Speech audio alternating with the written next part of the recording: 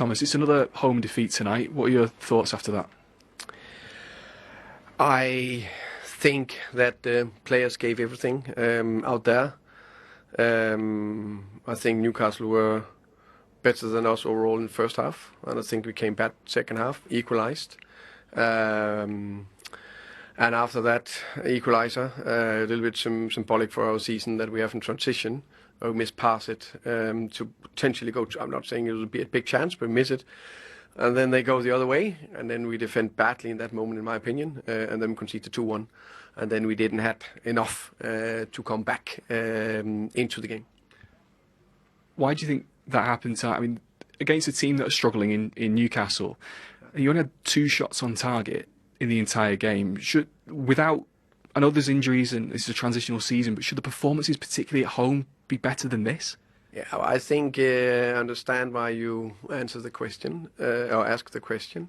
I think it's also fair to say that we are a little bit hit by injuries. We had 11 players out, and then we got another one after 30 minutes. So it's not a fully team in confidence and flow with everything. And I also think it's fair to say that Newcastle have had a more, well-built squad over the last years. So that was not the top combination, but even with that, we had an opportunity to get something out of the game, which we didn't take. There was a moment, I think, in the first half and in the second half, where the supporters were booing when the ball gets played backwards. It seems like the attacking wise, it was quite static at times.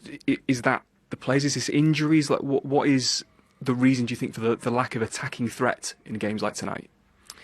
I think it's a little bit a combination of as you say, many things. As I said, some of the key players out. A team that is defending, it's defending well, and then of course a moment where maybe the confidence is not top. That you then in a situation you go forward, you turn backwards.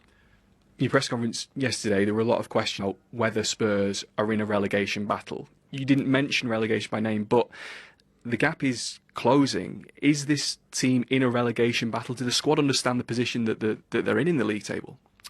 We definitely need to understand we are not in a top position, and that we need to do everything we can to work very hard to get out of.